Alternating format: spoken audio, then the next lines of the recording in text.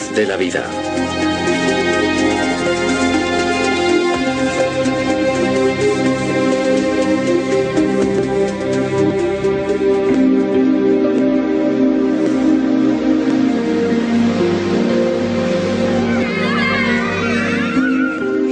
Dimitri, de 5 años, nació con parálisis cerebral.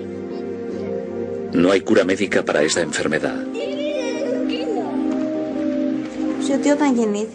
Cuando nació Dimitri, los médicos nos dijeron que seguramente nunca podría andar, que nunca sería independiente, que al tratarse de una enfermedad crónica, su salud sufriría secuelas de las que no se recuperaría nunca. No probamos otra alternativa. Personalmente solo tenía fe en los métodos estándar, hasta que unas personas en las que confiábamos, porque las conocíamos bien, nos hablaron de Eric.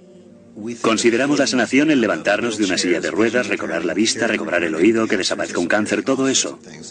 Y estas cosas suceden. En principio, la idea era tan solo asistir a un seminario que nos enseñaría el modo de ayudar a Dimitri en la familia.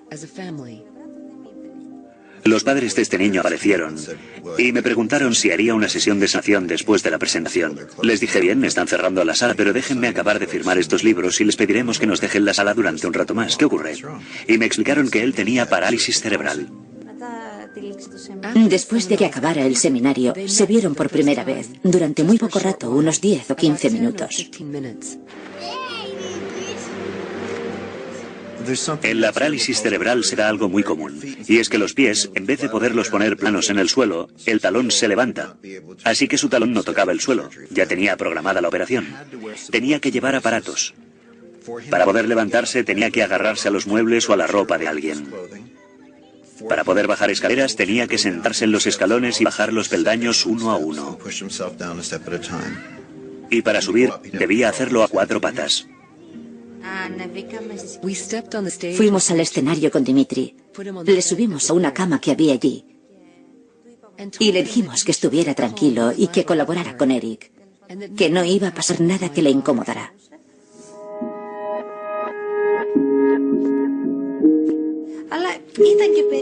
Nos resultó muy raro pensar que ese hombre intentara curarle usando las manos y además sin tocarle.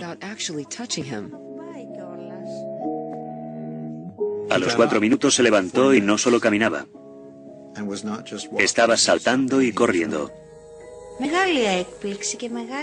Fue una gran sorpresa y una gran alegría para nosotros.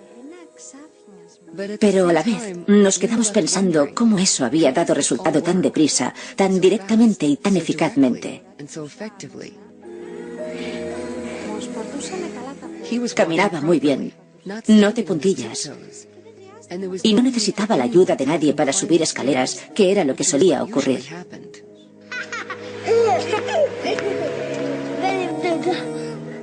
Otros niños suben escaleras todos los días sin problema. Pero Dimitri no podía hacer eso. De modo que conseguir esas cosas era muy importante para él. Me lo volvieron a traer para otra sesión. Tenía una de las manos cerradas. Yo no lo sabía. Me miró y en griego me dijo, mira, puedo abrir la mano. Estaba perfecta. Me dijo, ya no me duele.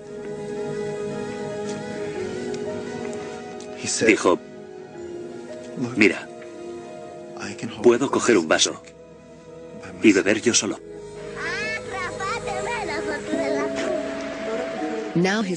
Ahora tiene el puño abierto. Está relajado y colabora con la mano izquierda mucho mejor, lo que es de gran ayuda. Ya no tiene el puño cerrado, eso le incomodaba mucho. Y cuando quiere darnos un abrazo, antes solo lo hacía con un brazo. Ahora nos da un abrazo de verdad y dice, mirad, puedo hacerlo, ya soy mayor.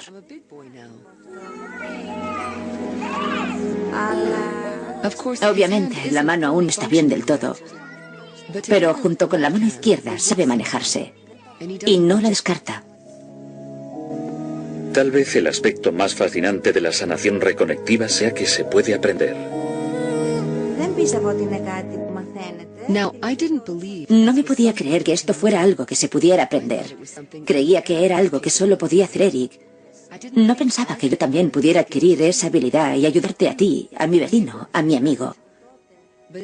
Pero en el transcurso del programa, enseguida constatamos con nuestros propios ojos que sí se puede aprender para ayudar a otros.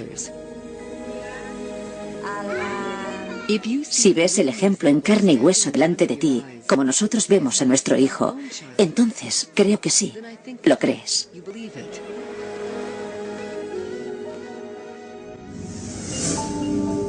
Se producen curaciones sorprendentes constantemente. Aún así, la medicina alopática tradicional no tiene un modelo o explicación del por qué se dan estas curaciones. No comprendemos cómo incluso la cosa más sencilla, como la curación de una herida, que es lo más habitual que cualquier niño ha experimentado, no logramos entender del todo cómo ocurre eso. La respuesta puede encontrarse en el profundo cambio que está experimentando nuestra concepción de nuestro universo. Prácticamente todas las culturas ancestrales y las culturas indígenas han considerado el universo como una unidad, como un círculo, y el hombre como centro de él. Pero fueron los descubrimientos de Isaac Newton y de René Descartes los que desmontaron la estructura de nuestro universo y crearon este modelo de maquinaria de relojería en el que la mente está separada del cuerpo y en el que estamos separados unos de otros. Y esa idea de la separación es la base del pensamiento occidental. Ahora bien, Newton describió un universo sin anomalías de cosas separadas que operan en el espacio y el tiempo según leyes fijas. La idea del cuerpo como máquina, el cuerpo como esta máquina sin anomalías, con dos motores corporales que serían el cerebro y el corazón, y toda la orquesta central dirigida por el ADN. Ese es el modelo que tenemos. Y creemos que los distintos procesos están localizados en ciertas partes del cuerpo. La mayoría de todo esto es incorrecto. El cuerpo está totalmente descentralizado. No hay un cerebro central en sí. El cerebro sería algo así como el receptor de una antena.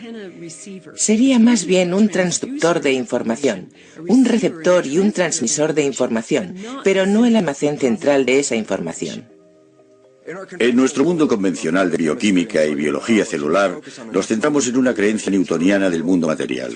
A lo largo de la historia de la ciencia, nos centramos en la realidad mecánica y hemos descartado el concepto de energía y de campos como información y biología. Esa es la perspectiva newtoniana que afirma, centrémonos en la materia, no prestemos atención a todo lo demás. Pero ahora nos estamos dando cuenta que la mente es un campo energético de pensamiento, que se puede leer con cables de electroencefalograma en el cerebro, o con un nuevo método aún más interesante llamado magnetoencefalograma, MEG. Mientras que con el electroencefalograma colocas cables en la piel y se lee la actividad cerebral, el magnetoencefalograma es una sonda en el exterior de la cabeza y lee los campos de actividad neuronal sin ni siquiera tocar el cuerpo. Así que básicamente indica que cuando estamos procesando con el cerebro, emitimos campos.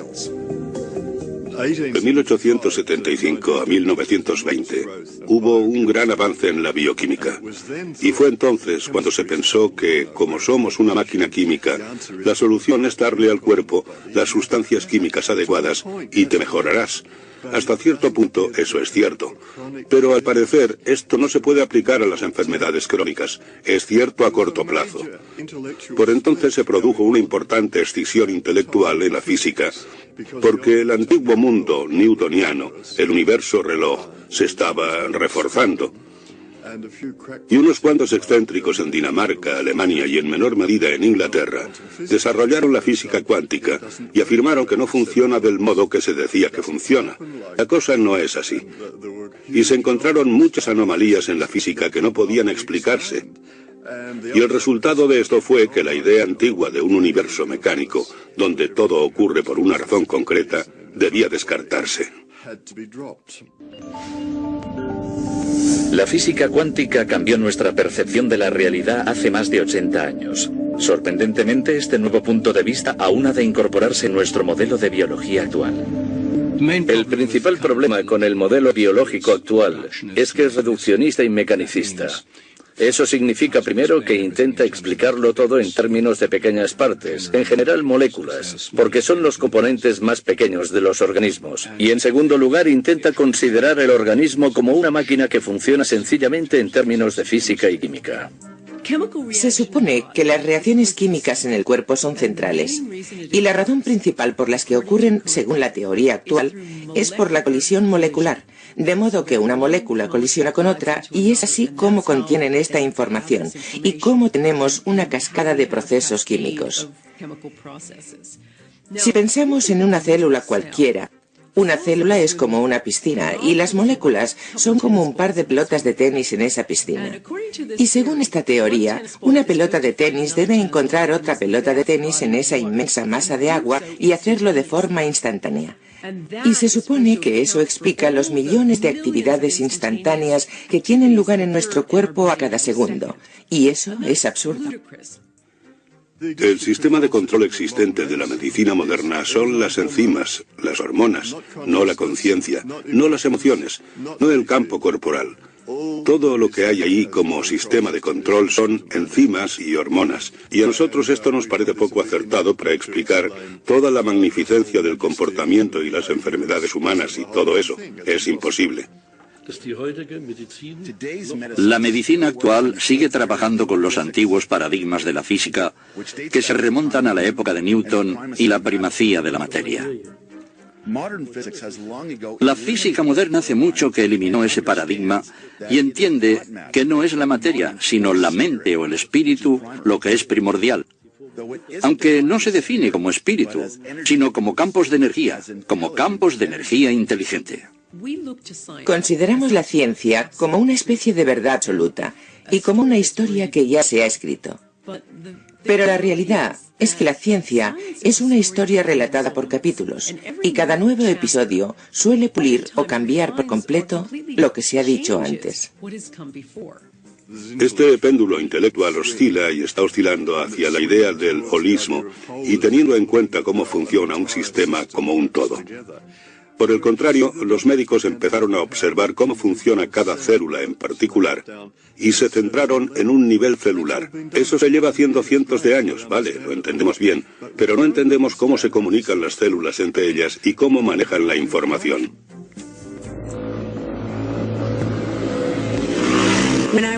Cuando tenía 15 años tuve un accidente de moto muy grave.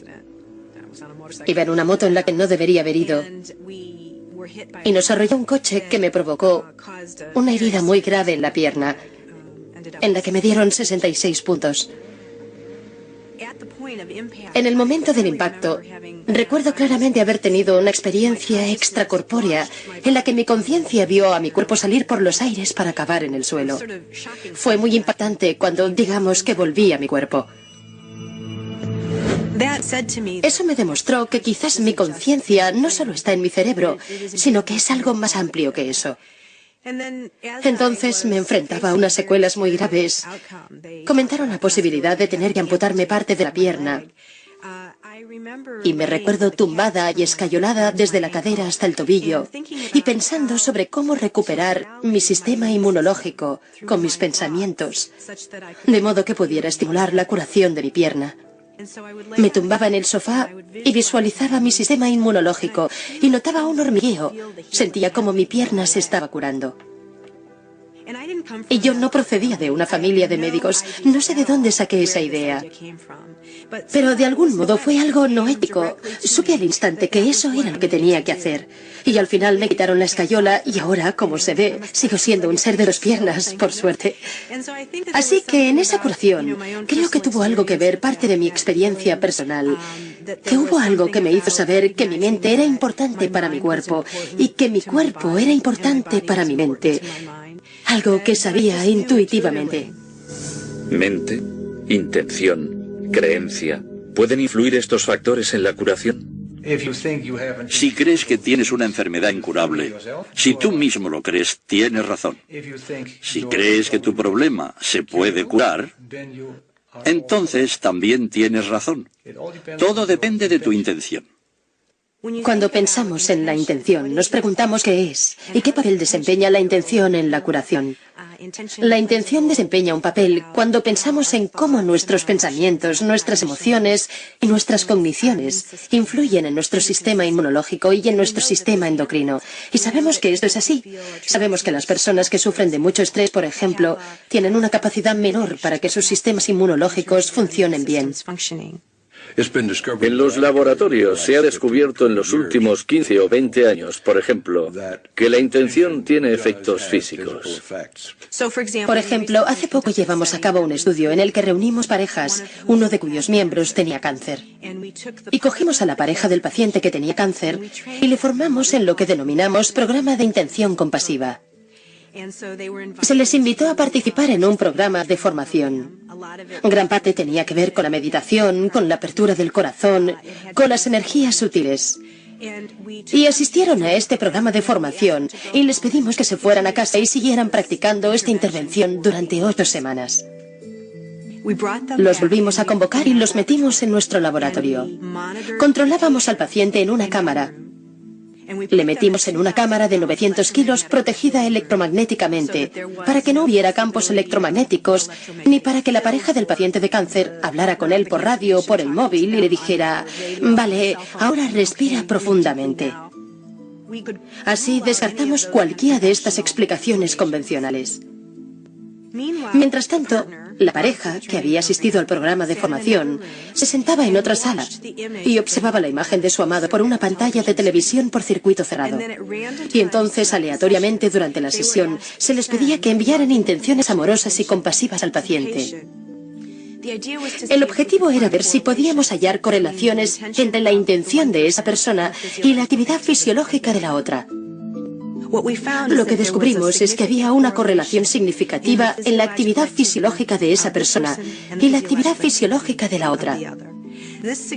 Y esto sugiere que hay algún medio por el que la información se transfiere que no se puede explicar con el modelo convencional newtoniano de causa y efecto. El compañero del paciente de cáncer no entraba y le susurraba al paciente al oído: ahora tranquilo. Era más bien al contrario, estaban separados y no había forma de que esas dos personas supieran cuándo estaba teniendo lugar ese tipo de interacción, pero aún así sucedió. Enviar una intención de que estoy mejor, enviar información convincente de que estoy mejor, es enviar información al cuerpo para que se corrija.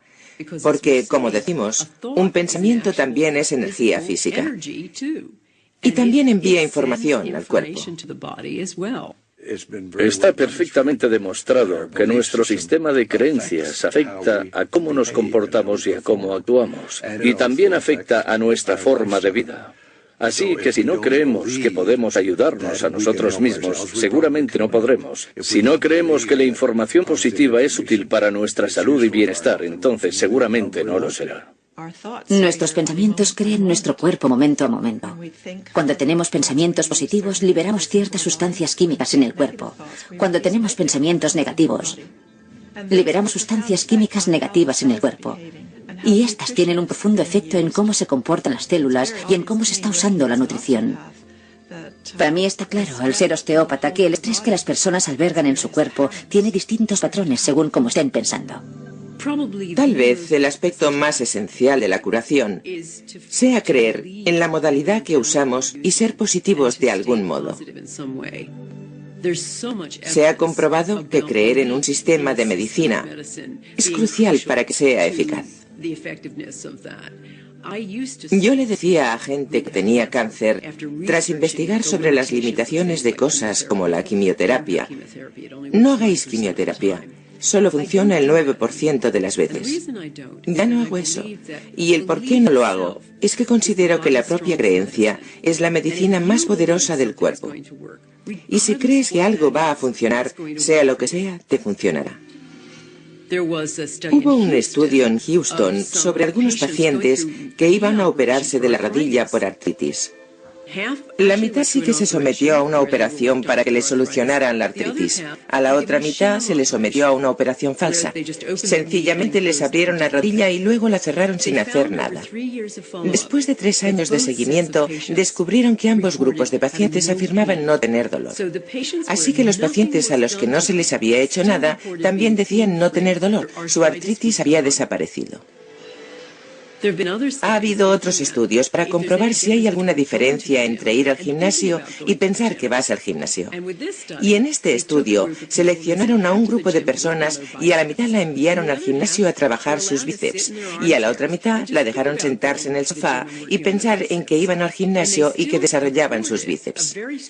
Y aún así, afirmaron que esto tuvo un gran efecto en el grupo que se limitó a sentarse en un sillón. Los sedentarios desarrollaron los bíceps. Así que el cuerpo no puede distinguir entre la acción y el pensamiento. Y esto se ve clarísimamente con el efecto placebo. La medicina occidental tradicional suele atribuir la curación espontánea o milagrosa al efecto placebo. Pero, ¿qué es exactamente el efecto placebo? El efecto placebo consiste en que una creencia que tiene una persona puede invalidar su biología. Es tan profundamente importante que la ciencia ha reconocido que al menos 1/3 de todas las curaciones, incluidas las de con fármacos y cirugía y otras intervenciones alopáticas, 1/3 de todas las curaciones no tiene nada que ver con el procedimiento, sino con el efecto placebo. Si una persona cree que el procedimiento la va a curar, se cura pese al hecho de que quizás la pastilla era una pastilla placebo o la operación era una farsa y no era real. Y esto es tan importante porque está claro que 1/3 de todas las curaciones ocurren sin que nadie haga nada salvo tener un pensamiento positivo.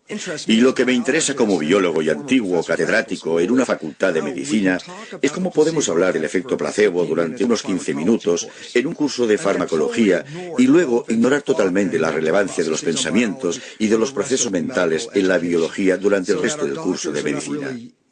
De modo que nuestros médicos no están usando el efecto placebo de forma eficaz, ni siquiera están estudiando el efecto placebo. Y ahora mismo podrían reducirse los gastos sanitarios a 1/3 con solo usar el efecto placebo. Es hora de que empecemos a cambiar de óptica y de que nos centremos de verdad en cuál es la naturaleza del placebo. ¿Cómo es posible que cojamos una sustancia inerte, algo que no tiene capacidad medicinal, que se sepa potencial, y que esa sustancia inerte no solo pueda crear cambios fisiológicos en el cuerpo, sino, de algún modo, sea capaz de desencadenar todo un torrente de reacciones en un sistema muy complejo, de tal modo que afecte al hígado, los riñones o los pulmones? Ese es un gran misterio y no lo entendemos, y debe hacerse mucho más al respecto. Diría que lo que la medicina llama efecto placebo es sin duda un efecto que se crea a través de campos de energía. Como solemos decir, si se cree en eso, entonces funciona. Eso es cierto, pero no pensamos en cómo hacemos eso a diario. Si, por ejemplo, queremos ver la RTL, una cadena de televisión alemana, entonces apretamos el botón de la RTL, que implica que nos alineamos con la frecuencia en la que la RTL se puede recibir. La RTL siempre está presente, pero si no nos centramos en ella, entonces no la recibiremos. Así que cuando quiero ver la RTL, debo centrarme en ella, debo buscarla. Y con esto es lo mismo. Cuando me centro en algo con mi mente, la información sigue a esa atención. El efecto placebo es otra forma de hablar de la capacidad de autocuración del cuerpo. Y todo aquello que libere más de eso será un sistema mejor. Yo estaba desesperada por tener hijos. Ese fue uno de los motivos por los que me divorcié. Yo quería hijos, mi marido no quería. Así que me mudé a Londres pensando que me costaría un máximo de 2 años encontrar una nueva pareja y estabilizarme. Y me iría a vivir al campo con el cupo de 2,5 hijos y me correspondía y sería feliz. Ese era mi plan. Se me daba muy bien hacer planes. Ahí estaba yo, tenía mi consulta de osteópata, tenía clientes. Y estaba estresada, frustrada, deprimida. Llevaba años teniendo jaquecas. Quizás durante unos 10 años había tenido unos dolores de cabeza espantosos e iban cada vez a peor. A veces me duraban 5 días. Tenía una visita rutinaria con mi médico y este descubrió que mis niveles de hormonas estaban muy alterados e inmediatamente sospechó que tenía un tumor. Así que me mandaron a hacerme un escáner cerebral y me diagnosticaron un prolactinoma. Fue un shock tremendo, tremendo, de repente, y al principio pensé, qué injusto. Fui a la biblioteca médica y empecé a informarme cuanto pude sobre este tumor. Y cuando descubrí que provocaba esterilidad pensé, esto es tan irónico. Todas las células de mi cuerpo decían, quiero hijos. Y de algún modo yo había creado un tumor que me impedía tener hijos. Debía de haber algún motivo para ello. Debía de haberlo. Era demasiada coincidencia, pensé. Me entró mucha curiosidad. Gracias a mi formación en medicina alternativa, decidí tratarlo con métodos alternativos en vez de recurrir a los fármacos ortodoxos o a la cirugía. Ariel decidió usar la programación neurolingüística o PNL para tratar su tumor. Me dediqué a profundizar mucho en la PNL. Hice el nivel de maestría. Llegué a mi casa y me sentía completamente inspirada respecto a lo que podía hacer. Empecé a entender de veras en qué consistía la PNL. La PNL es una forma de psicología práctica que empieza desde donde estás ahora y tiene en cuenta dónde quieres estar y descubre qué obstáculos hay. Si tienes jaqueca durante 5 días, como yo, y quieres llegar al final sin tener un tumor, el viaje para ir del punto 1 al punto final es lo que se empieza a explorar con la PNL. Ariel hizo algunos descubrimientos muy interesantes cuando empezó a trabajar con la PNL.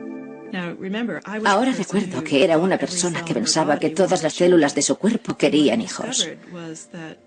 Y lo que descubrí fue que en el fondo, remontándome a mi primerísima infancia, sentía tanta aversión a cómo había sido mi familia, que lo último que deseaba en el mundo era ser madre. Y esto me sorprendió sobremanera. Yo había creído desear una cosa y en realidad una parte inconsciente de mí iba en una dirección completamente opuesta.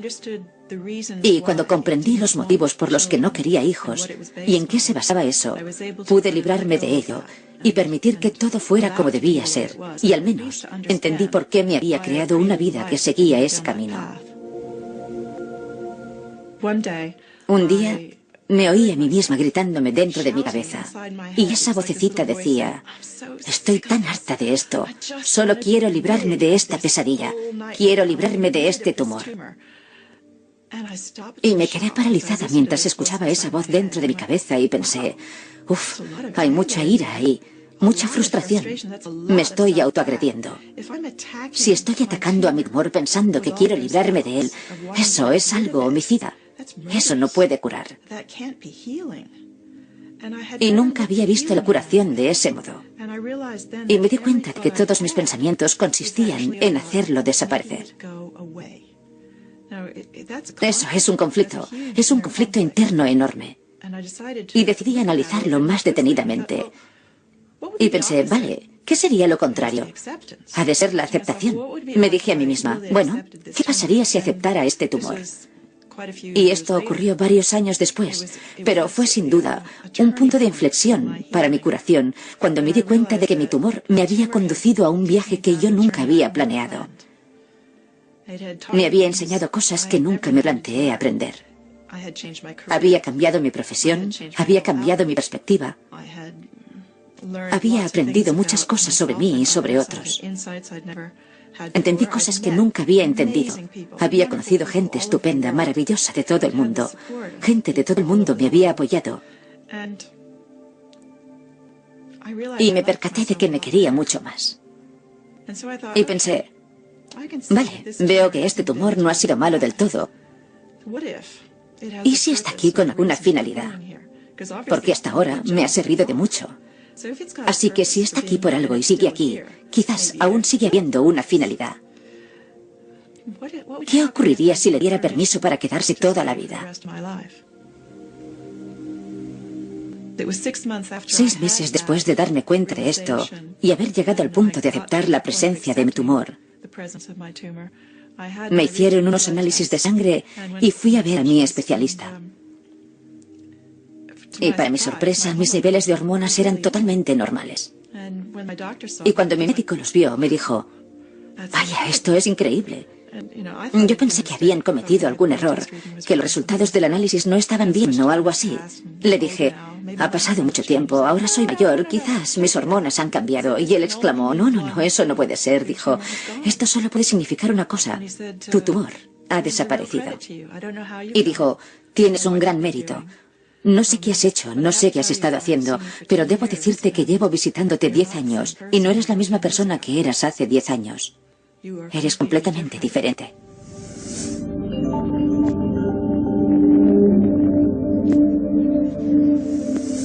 Cuando sufrimos un cambio emocional, por ejemplo, si pasamos de la frustración a la alegría, estos cambios emocionales, unos 14.000 cambios emocionales, se desencadenan instantáneamente en el cuerpo. Si pensamos en el transcurso de un día, todas las emociones que sentimos, los altibajos, la multitud de tesituras emocionales que tienen lugar a través de nuestras percepciones durante un día, comprobamos que las emociones crean montones de cambios en nuestra fisiología. De modo que tiene mucho sentido empezar a prestar atención a la dieta emocional, además de la dieta física. Esa es una de las claves para tener mejor salud y, sin duda, para ralentizar el proceso de envejecimiento. Las emociones negativas intensas solo nos degeneran. Los estados emocionales positivos nos regeneran. Es algo matemático. Sintamos más amor, más comprensión, más agradecimiento y nuestra salud tendrá más ocasión de mejorar y seguir así.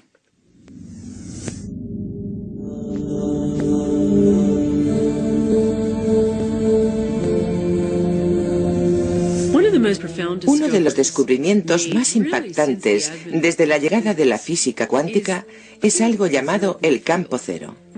Y esto hace referencia al intercambio de energía que tiene lugar entre partículas subatómicas. Todas las partículas subatómicas entablan un pequeño baile de energía. Es algo así como jugar un partido de baloncesto.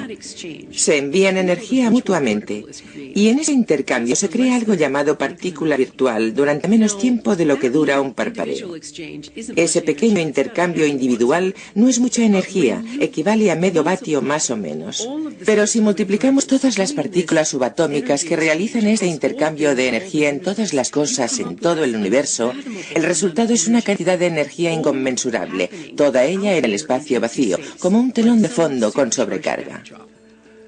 Mientras la biología convencional se centra en los estímulos materiales, la física cuántica revela que los estímulos invisibles son mucho más importantes. Hay una cita sencilla de Albert Einstein que da sentido a esto, y la cita dice, el campo es el único organismo que gobierna la partícula. Lo que Einstein quería decir con esto es sencillo, y es que el campo, las fuerzas energéticas invisibles a nuestro alrededor, son los únicos organismos que gobiernan la partícula, la materia de la partícula. Y la física cuántica afirma, el carácter de la materia está determinado en última instancia por el campo. Entonces, ¿cómo se comunica la curación a otra persona? Veamos, existe este campo. Nosotros no estamos en este campo, somos este campo. Somos más densos, somos más ligeros entre medias. Algunos dicen, somos más ligeros cuando tenemos forma física y somos más densos entre medias. Sea cual sea el aspecto, somos puntos en este campo de energía, de luz, de información. Accedemos a este campo constantemente. Adquirimos información de este campo constantemente. Todos hemos visto a una bandada de pájaros volando y cómo cambia de dirección. Instantáneamente, todas las aves de la bandada cambian de dirección. Parece como si un cerebro de ave superior controlara a todos los pájaros simultáneamente. Eso solo resulta con la ayuda de esos campos, ya que los campos pueden transferir sin pérdida de información y, sobre todo, instantáneamente, sin demora. Si entramos en cualquier catedral de Estados Unidos, de Europa, de donde sea, que se erigió hace 100 años o más, lo que experimentaremos en esa catedral será un silencio de sobrecogimiento, de reverencia, de calma, y es una experiencia palpable.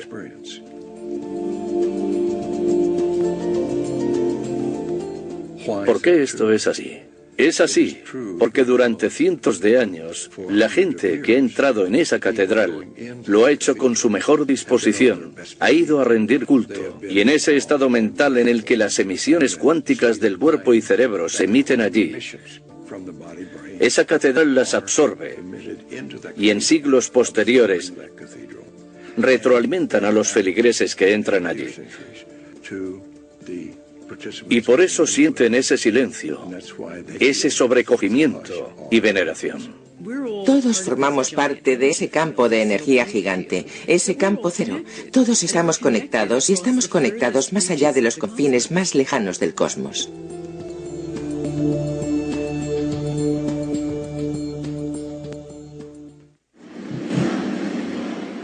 Fijémonos en una patinadora sobre hielo.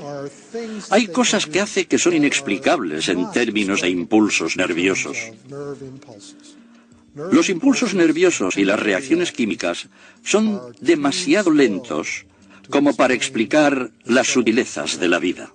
Incluso ahora mismo, si miramos los libros de texto de psicología, medicina o biología, e intentamos averiguar cómo funciona el sistema nervioso, nos enfrentamos a la discontinuidad del sistema.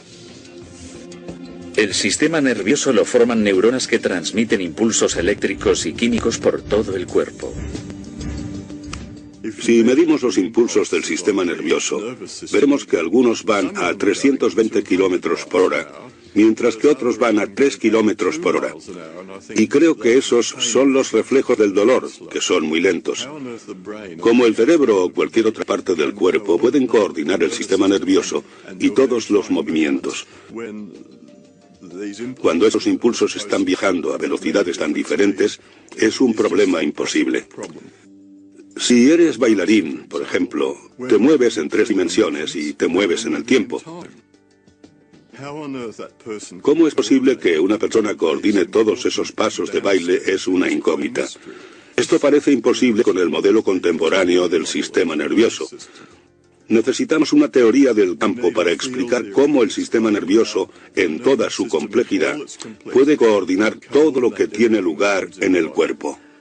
Ahora sabemos, al estudiar la actividad del sistema nervioso, que el cerebro puede empezar a lanzar impulsos sincrónicos en diferentes zonas del cerebro prácticamente al instante.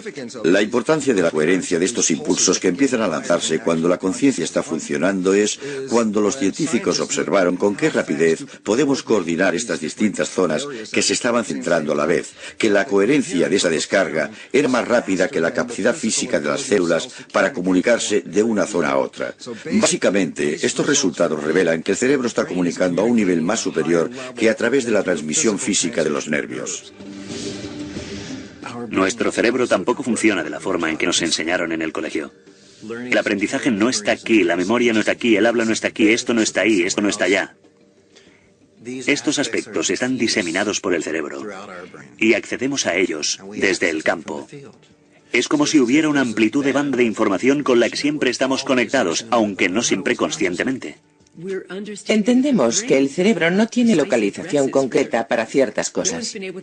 Nadie ha podido averiguar dónde está la memoria, por ejemplo. Y Karl Pribram realizó unos estudios asombrosos hace años, estudios espantosos en los que enseñaba a ratas ciertos recorridos y luego empezaba a destruir sistemáticamente el cerebro de las ratas. Y descubrieron que por mucho que se redujera su cerebro, las ratas quizás tuvieran problemas motores horrorosos, pero seguían una y otra vez recordando el recorrido. Y a raíz de eso, Pribram comprendió que no se puede afirmar que la memoria tenga una localización concreta, que no está tan confinada. Y en realidad, mucho más allá, que la memoria quizás no exista dentro del cráneo en absoluto, sino en algún lugar en el campo. Y en consecuencia, en vez de tener un sistema localizado, centralizado, es más bien un paradigma en el que el cuerpo es una interacción. No es algo que acaba aquí, es algo que acaba ahí fuera. Y que hay una interacción entre nosotros y el entorno, entre nosotros y el campo en todo momento. Yo tenía un problema en un riñón que me descubrieron con una resonancia magnética. Los médicos querían operarme, hacer una biopsia, y yo dije, no, no lo haremos. Yo tenía un sanador, Adam, un joven en Vancouver, que está desarrollando sus dotes como sanador. Él quiso trabajar en ello.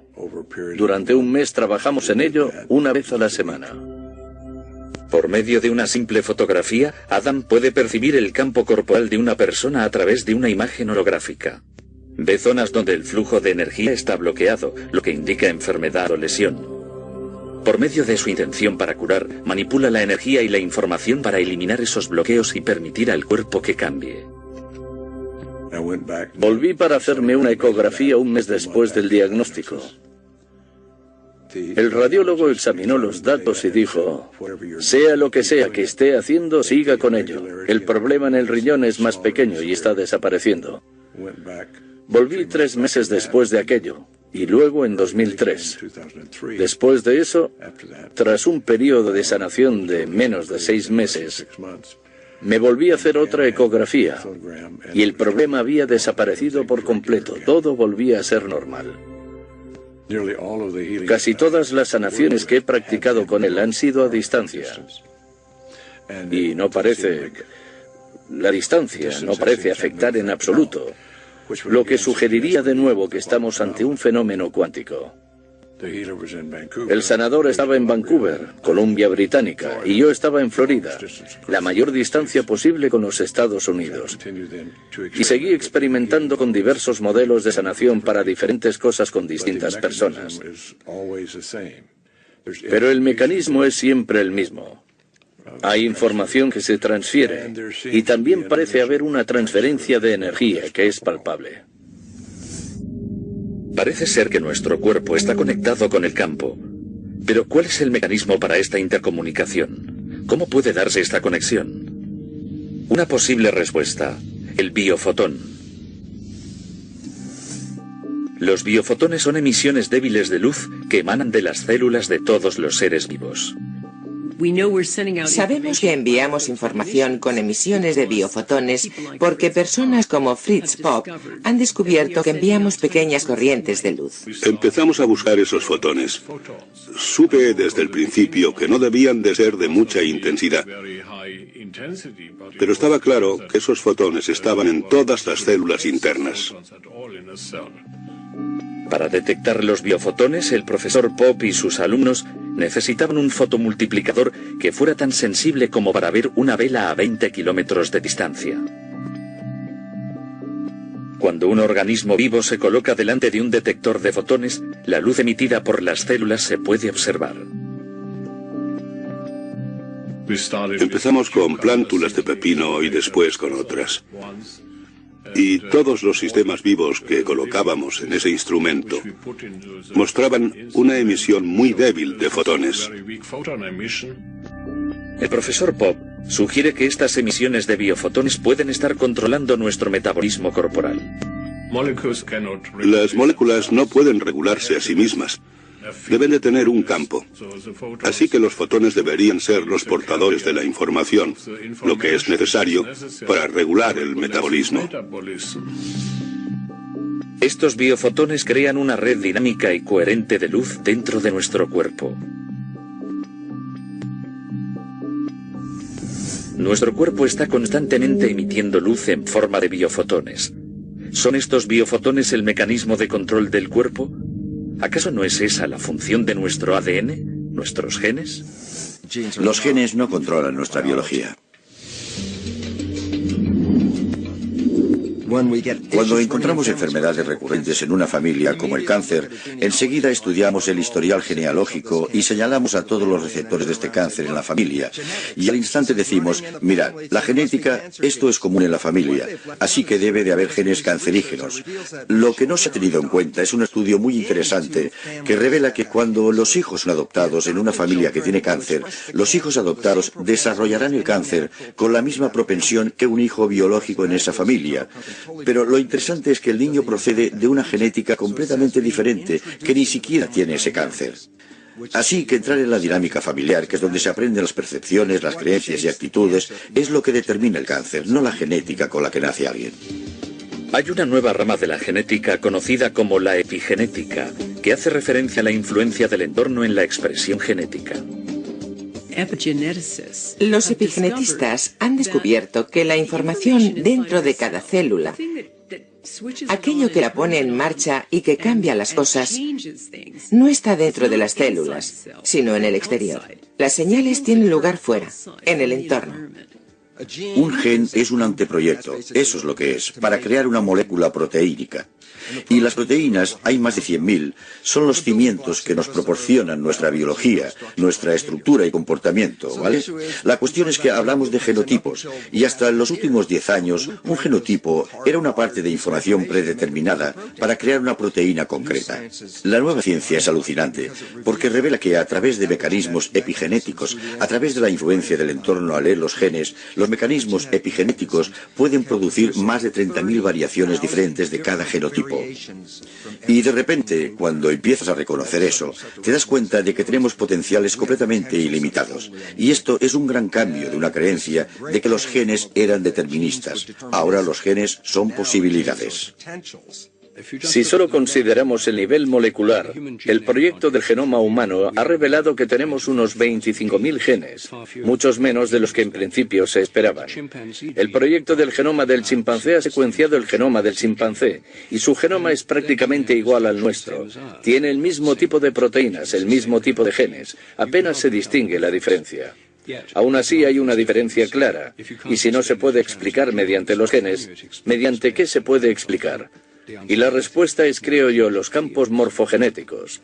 Al igual que se pueden construir dos edificios distintos con los mismos ladrillos y cementos, si tienes dos planos diferentes, puedes construir organismos diferentes con distintos campos, incluso si las moléculas que los componen son muy similares, como lo son en humanos y chimpancés. El ADN es como una biblioteca. Estas son todas las proteínas posibles, desde los gusanos hasta nosotros. Es la misma biblioteca, pero debes saber qué libro sacar de la biblioteca. Este es el gran problema de la genética. Tratar de explicar cómo el cuerpo sabe qué libro sacar de la biblioteca genética. Y creemos que el campo corporal es el que decide qué información se extrae del ADN.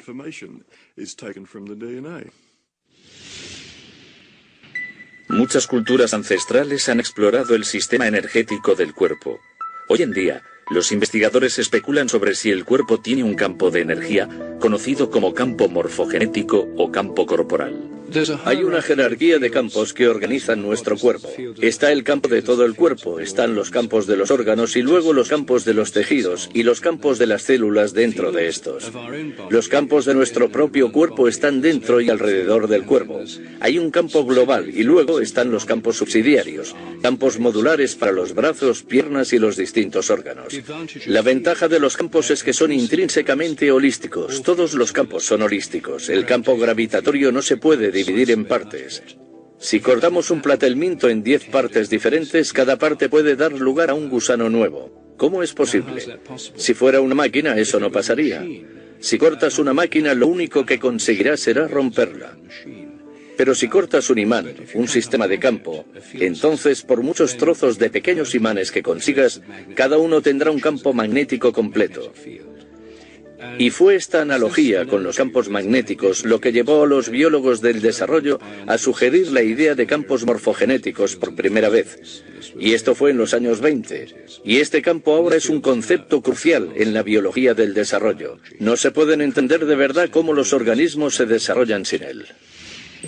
Todos los humanos iniciamos la vida como una única célula que crece y se divide, y se desarrolla en los diversos órganos y miembros del cuerpo. ¿Cómo saben estas células en qué convertirse? Ha desconcertado a los científicos y derivó en la idea de campos de control en biología.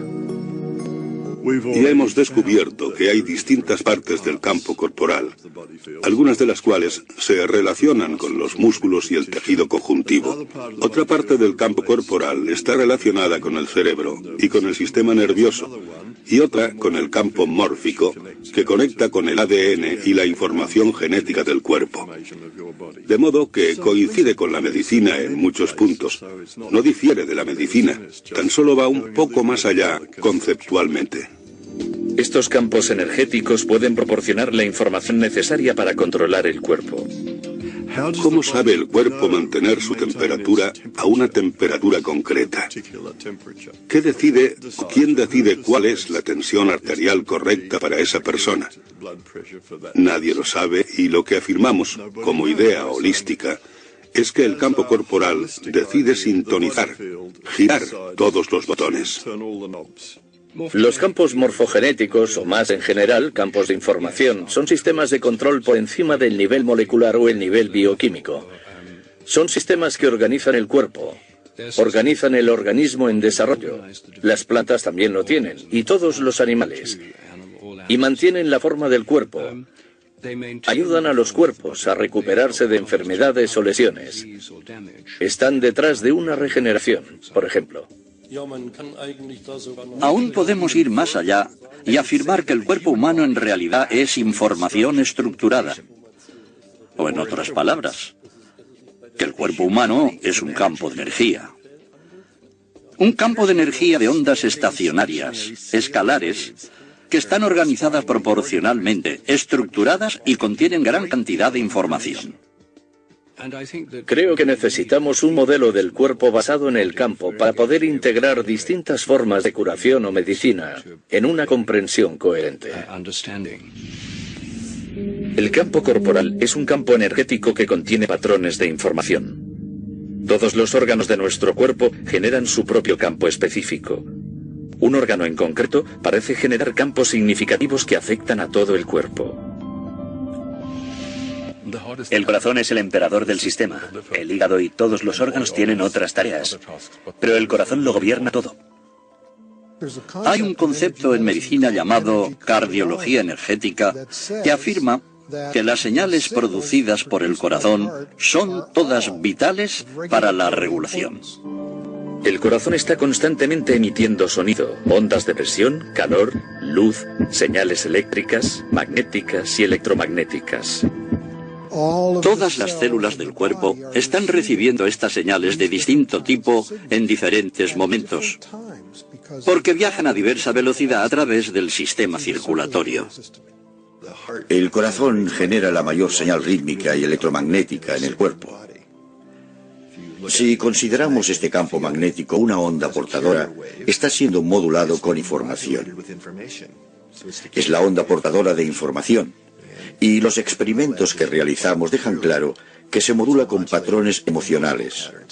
En otras palabras, si nos sentimos enfadados, frustrados o irritados, la información que queda grabada en ese campo magnético es muy diferente a si sentimos afecto, amor o compasión hacia alguien. Se ha descubierto que el corazón tiene patrones de latido rítmicos que pueden ser incoherentes o coherentes. Estos patrones están íntimamente relacionados con nuestras emociones y con cómo nos sentimos. Cuando el patrón del latido rítmico es fluido y metódico, se llama ritmo coherente. Y ese ritmo coherente alinea o sincroniza el ritmo cerebral, el sistema nervioso, los órganos y las glándulas corporales. Todos danzan en armonía con ese ritmo coherente del corazón. Las emociones positivas, las que solemos llamar positivas, como el amor, el agradecimiento, el cariño, el perdón, la gratitud, todas causan un patrón cardíaco muy distinto al de las negativas, como cuando sentimos ira, irritación o ansiedad. Estas crean lo que denominamos ritmos incoherentes o patrones desordenados. Por otro lado, tenemos los sentimientos positivos, cuando contemplamos un atardecer y admiramos su belleza, cuando nuestro corazón late a un ritmo que llamamos coherente. Es un patrón tipo ondas sinusoidal que el corazón está enviando al cerebro. Y lo llamamos coherencia cardíaca, porque en las investigaciones descubrimos que el corazón debe entrar en ese patrón rítmico sincronizado, coherente para que el resto del cerebro y el sistema nervioso y el resto del cuerpo se alineen y se sincronicen con ese potente ritmo. Así que empieza con el corazón. Cuando tomamos el pulso, lo que sentimos es la onda de presión creada por el latido del corazón. No es el flujo sanguíneo, es la onda de presión. Así que cada vez que late el corazón, esta onda de presión va al cerebro y al resto del cuerpo. Y si lo observamos a nivel del cerebro, esa onda de presión sincroniza todas las neuronas. El cerebro tendría problemas si no tuviera esa señal para sincronizarse, para darnos ese efecto de sincronía global. Cuando alguien está en coherencia, notamos cómo irradia su amor o su compasión o su gratitud. La coherencia es el estado fisiológico óptimo que subyace en poder aprender, desarrollar y facilitar los procesos regenerativos naturales del cuerpo. El corazón tiene su propio sistema nervioso intrínseco que puede percibir, sentir, recordar y procesar información, y es independiente del cerebro. Siempre pensamos que el sistema de entrada de información está por completo en el cerebro. Pero ahora estamos descubriendo que el corazón recibe información en primer lugar y luego la transmite al cerebro. Algunos estudios han demostrado que el corazón reacciona más deprisa que el cerebro a estímulos externos. Uno de los estudios más recientes que hicimos en nuestros laboratorios fue el que acabamos titulando La electrofisiología de la intuición. Anteriormente se habían realizado otros estudios que mostraban que el cuerpo reaccionaría de tal modo que prevería un hecho futuro si ese acontecimiento fuera emocionalmente importante y relevante para esa persona. A los participantes se les colocaron sensores para registrar su actividad cerebral, cardíaca y las interacciones cardíaco-cerebrales. La persona se sentaba frente a un ordenador, se apretaba una tecla y luego nosotros registrábamos los datos fisiológicos y de 6 a 8 segundos después se le mostraba una fotografía. La fotografía podría ser de los dos extremos opuestos del espectro emocional. A los participantes se les enseñaron fotografías de víctimas de accidentes de coche, de serpientes atacando y otras imágenes perturbadoras. En el extremo del espectro, las fotos incluían flores o atardeceres. Las fotografías se asignaban aleatoriamente para que las vieran los participantes. La clave aquí está en que el ordenador asignaba la fotografía y qué tipo de fotografía después de que los datos ya se hubieran registrado. Así que era imposible que el investigador supiera de antemano qué fotografía sería. Ni siquiera lo sabía el ordenador. Los resultados fueron sorprendentes. El cuerpo reaccionaba incluso antes de que apareciera la fotografía. Descubrimos no solo que el cuerpo reaccionaba antes del estímulo, antes de ver la fotografía, como si la predijera, sino que era el corazón el que reaccionaba primero. La respuesta del corazón no solo era más rápida, sino que la señal que enviaba al cerebro variaba dependiendo del contenido emocional de la fotografía. Al observar las señales que el corazón enviaba al cerebro, vimos que el corazón mandaba distintos mensajes al cerebro dependiendo de la siguiente foto que fuera a aparecer. Después se veía una reacción cerebral, después una reacción corporal, que era cuando se hacía consciente. Así que el flujo de esta información intuitiva es corazón, cerebro, cuerpo. Después ha de haber una reacción corporal para que seas consciente de ella. Lo que revelan estos experimentos está cambiando nuestra concepción básica de cómo funciona el cuerpo humano. Parece como si el corazón y luego el cerebro tuvieran acceso a un campo de información no limitado por el tiempo y el espacio. Esto hace referencia a la holografía cuántica o física cuántica, y eso ya lo sabíamos. Por fin estamos empezando a hallar el modo de demostrar que si tenemos un sistema energético o electrónico, y que es fundamental, que no está limitado por el tiempo y el espacio. El corazón está conectado a un campo de información e inteligencia que es diferente, pero complementario al campo del cerebro. Está muy claro que estas neuronas en el corazón y el cerebro tienen memoria a corto y largo plazo. Procesan información. Es un cerebro funcional. Otros investigadores especulan sobre si el corazón puede ser el órgano matriz para grabar información en el campo del cuerpo. Hay muchos tejidos neurales en el corazón. Y creemos que el tejido neural está ahí para actuar como impresora para el holograma. El campo corporal holográfico está continuamente provisto de información a través de las ondas de presión del corazón. En el corazón hay una gran cantidad de carga. Las ondas de presión en presencia de esta carga dentro de la cámara del corazón bastan para imprimir información. Si el corazón está transmitiendo o imprimiendo información, debe de haber un modo por el que las células del cuerpo reciban esa información. Hay células proteínicas receptoras en el exterior de la célula que están allí para recibir información del entorno. ¿Cómo me irá hoy? ¿Qué pasa ahí fuera? ¿Qué quiere el cuerpo que haga a esta pequeña célula hoy? ¿Me entiende? Debe de haber comunicación intercelular, pero debe de haber una fuente para que pueda haber un sistema de control para el cuerpo.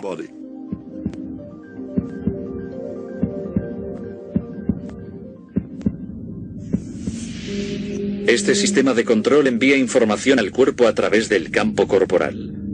Pero, ¿qué es exactamente la información? Consideramos el cuerpo como un sistema abierto, tanto material como energético de intercambio dinámico, y lo es.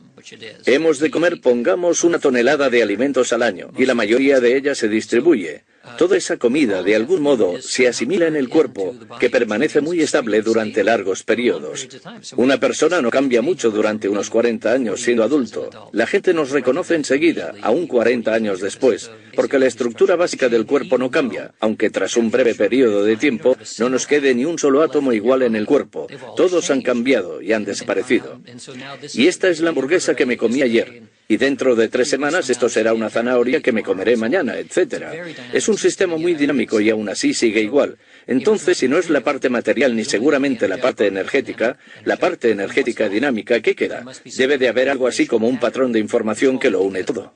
Muchos científicos que buscan nuevas alternativas sugieren, y así lo han demostrado, que somos un sistema de información.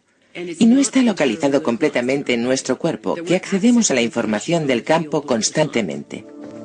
El cuerpo parece estar continuamente conectado con información, dentro del mismo y con información del campo. El cuerpo siempre busca sistemas coherentes.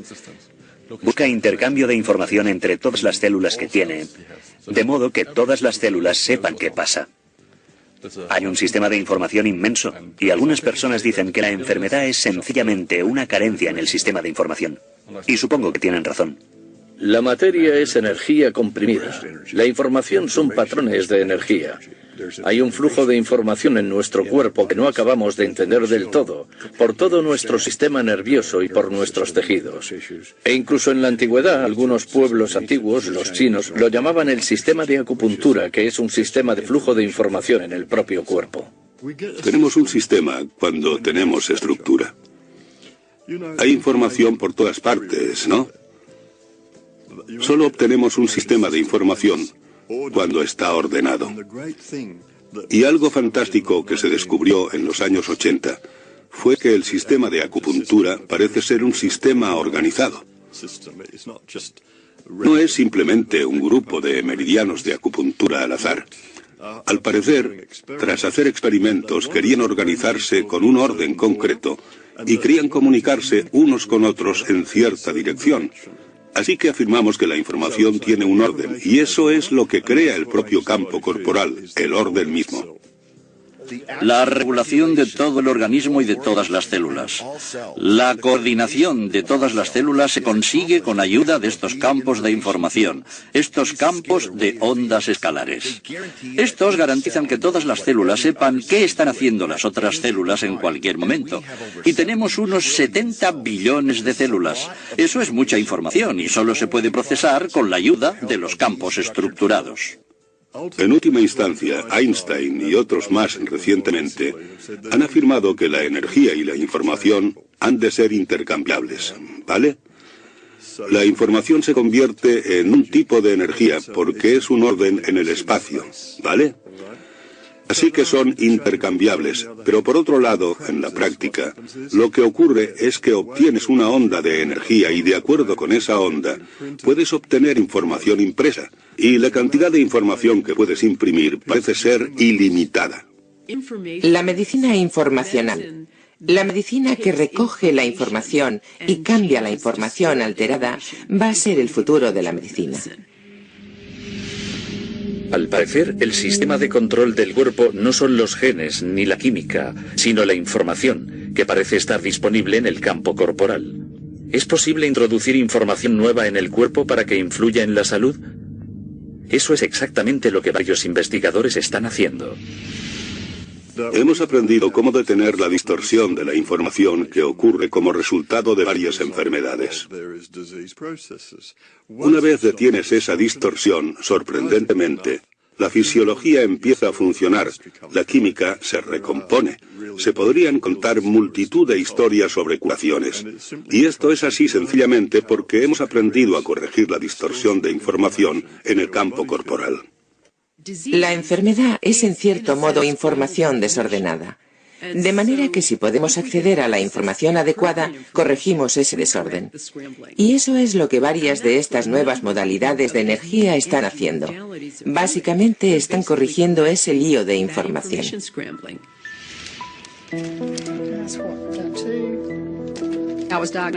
A mí me diagnosticaron cáncer de tiroides cuando tenía 20 años.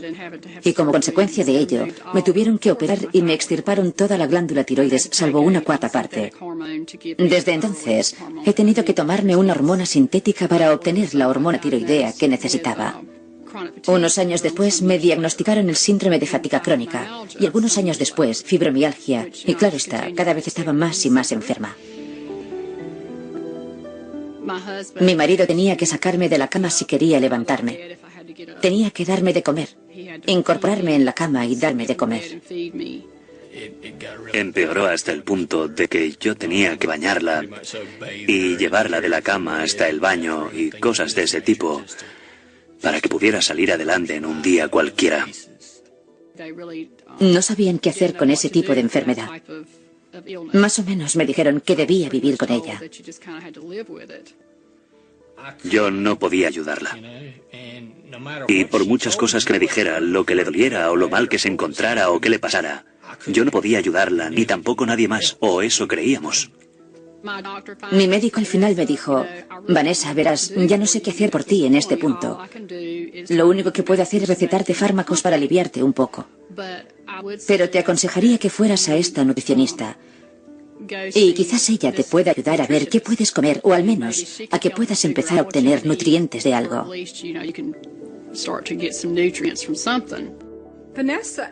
A Vanessa me la derivó su endocrino.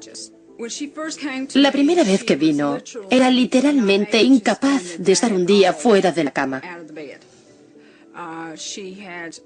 Había perdido una cantidad impresionante de peso. Era alérgica a casi todo. Tenía muchos problemas para encontrar alimentos que pudiera comer. Y por eso me había debilitado tanto. Tenía el interior de la boca lleno de úlceras. En los labios tenía varias llagas, pero no de las que salen cuando estás resfriado. Y tenía el pelo estropajoso y se le caía. Lo primero que hice fue la prueba de nutrienergética. Este sistema está diseñado para determinar las áreas de distorsión en el campo corporal. Al cuerpo se le proporciona información nueva al ingerir gotas en las que se ha grabado un patrón de información. Empecé dándole las dosis que le habría recetado a un niño, porque sus campos de energía eran muy débiles. Así que empezamos con mucha cautela.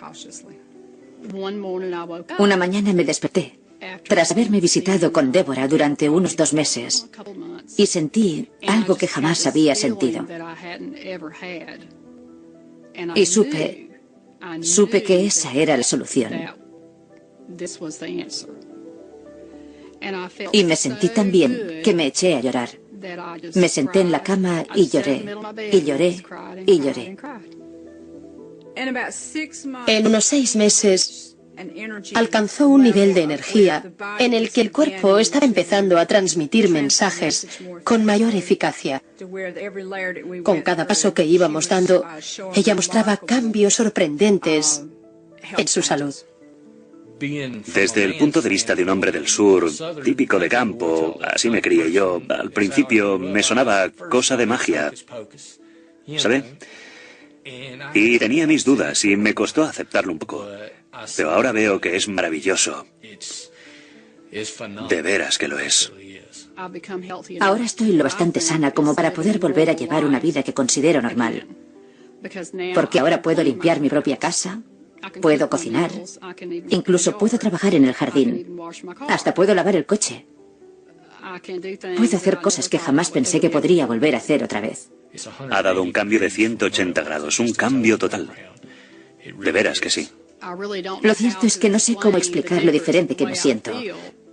Es como si hubiera muerto y hubiera resucitado. Y nunca pensé que volvería a sentirme así otra vez. He recuperado mi vida. He recuperado mi vida y es magnífico.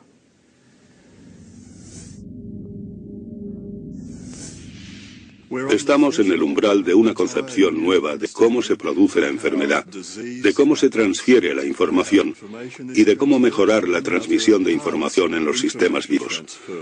Las enfermedades crónicas están aumentando en nuestra comunidad y creo que usando estos métodos de información podremos tratar las enfermedades crónicas que antes no se podían tratar. Uno de los ejemplos más destacables de la eficacia y del efecto instantáneo de la medicina informacional lo oí hace poco, y tenía que ver con este sistema llamado terapia del campo del pensamiento, que es una psicología de la energía que teóricamente cura y cambia los pensamientos negativos a nuestro alrededor. Y la teoría es que los pensamientos negativos merodean a nuestro alrededor como si fueran una red y afectan a nuestro sistema corporal. Usan este sistema en Kosovo con supervivientes de la guerra de la antigua Yugoslavia. Había familias que estaban muy traumatizadas porque la política de limpieza étnica consistía en matar a media familia para que los supervivientes se desmoralizaran. Así que reunieron a un grupo de personas que habían sufrido un síndrome de estrés postraumático grave, que habría necesitado años y años y años de psicólogos y de fármacos y de todos esos métodos convencionales, y las trataron con terapia del campo del pensamiento. Y esas personas, y esto se aplica al 100% de las personas en este estudio, mejoraron prácticamente al instante, hasta el punto de que se reían y hacían bromas. Las curaron por completo de este trauma. Incluso los terapeutas de psicología de la energía se quedaron boquiabiertos ante la eficacia de esta modalidad. Pero esto solo nos muestra un pequeño ejemplo del poder que tiene la información como medicina.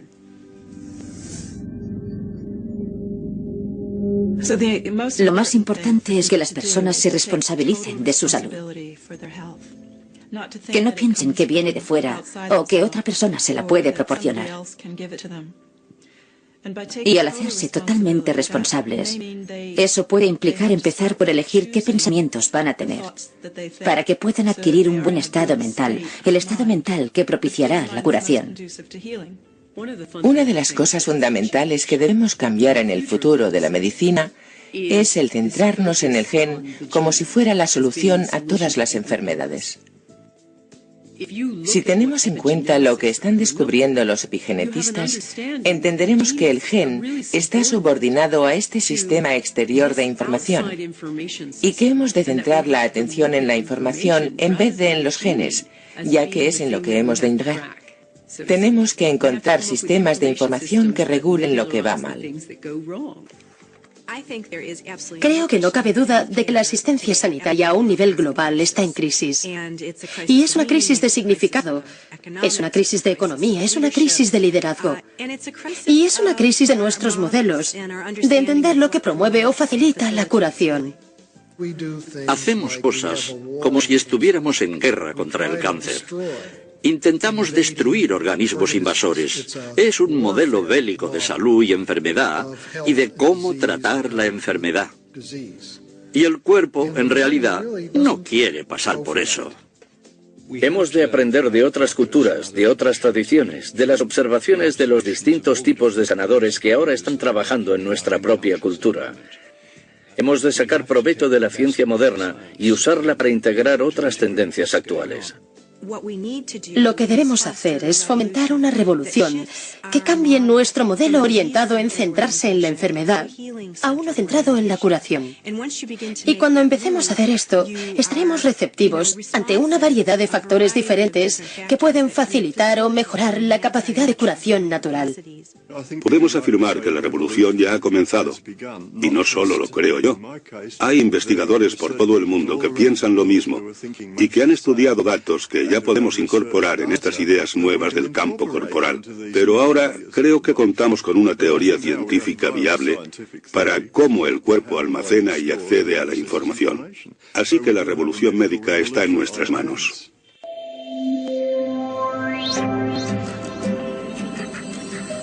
La matriz de la vida.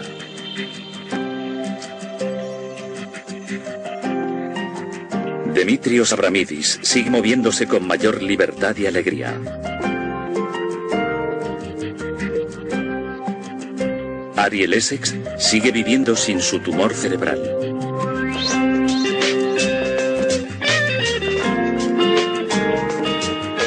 Dr. Edgar Mitchell sigue sano sin anomalías en el riñón.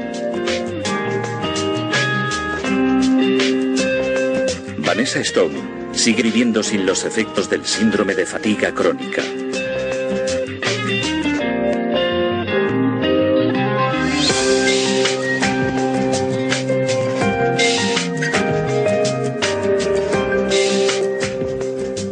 Parece haber una gran cantidad de pruebas que demuestran que podemos elegir la información con la que, casi como un electrón, podemos estar en todas partes a la vez. Yo definiría la curación como el aprender a corregir el campo corporal humano para que funcione según el genotipo original.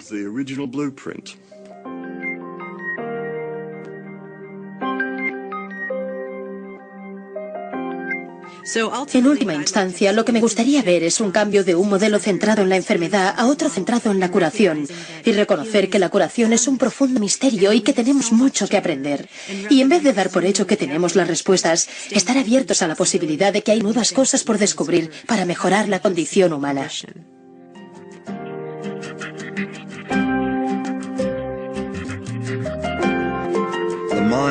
La mente es el modo de funcionar del cerebro que interpreta el entorno y regula la biología. Así que, en vez de estar controlada por los genes, nuestra biología está controlada por nuestra mente. Y cuando entendemos esto y somos conscientes de que podemos cambiar la mente, si lo hacemos, cambiamos nuestra biología y genética. Si alguien está enfermo, no quiere saber si la pastilla X funciona mejor que un placebo en un estudio doble ciego. Lo que quiere saber es cuál es el mejor tratamiento.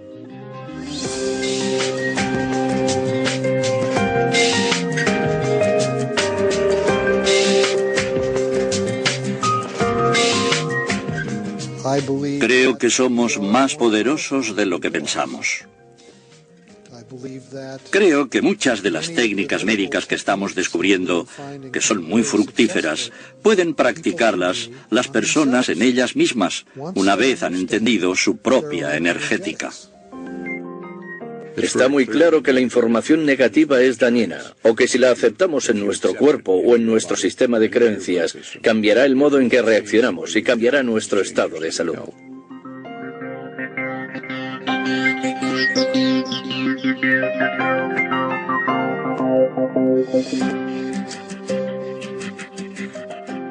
Gracias al trabajo de William Tiller y otros, hemos descubierto que cuando empezamos a trabajar con la sanación reconectiva, se libera gran cantidad de, creo que él la llama energía termodinámica libre, y sabemos que si esto solo fuera energía o solo energía sanadora, en lugar de la reconexión, para que se liberara toda esta cantidad y para que este cambio se diera en la gente, haría falta que la temperatura de la habitación subiera por encima de 300 grados centígrados.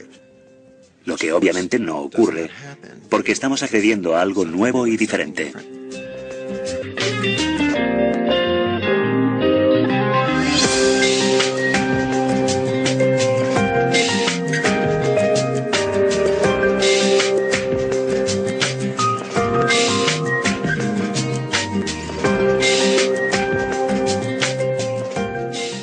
En la coherencia está el estado de resonancia natural del cuerpo humano. Es decir, nosotros, como humanos, tenemos una frecuencia de resonancia, ¿vale?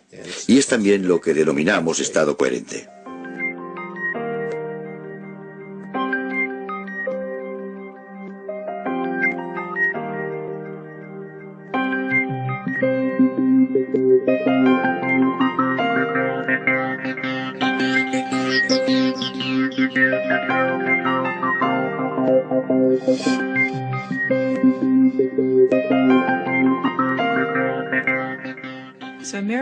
Un milagro empieza con un cambio de pensamiento.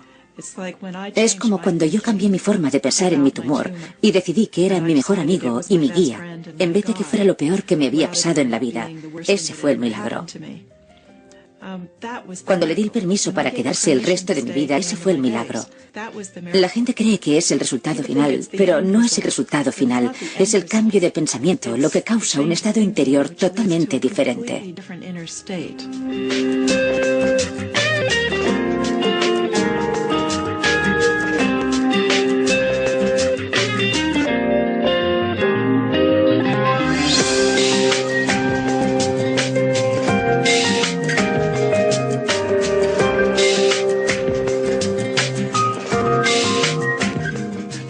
Se necesita tanto el deseo de querer curarte como la buena información de un terapeuta, de infocéuticos, de lo que sea. Sí, desde luego, esto debe ir unido, debe encajar.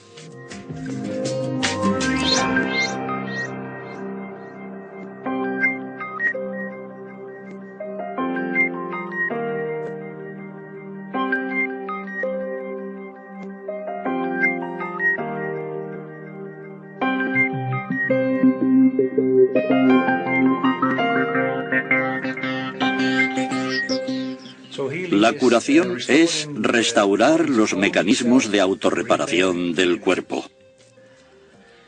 Y eso es lo máximo que como médico se puede alcanzar, poder ayudar a tus pacientes a que restauren sus propios mecanismos de recuperación.